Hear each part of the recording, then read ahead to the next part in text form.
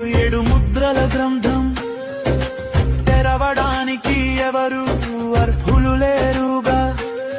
ఆ మహత్తర గ్రంథం పట్టుటకు యోధ గోత్రపు సింహమే వచ్చెను.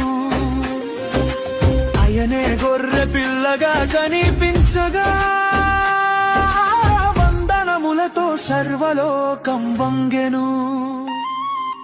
రాజ రాజ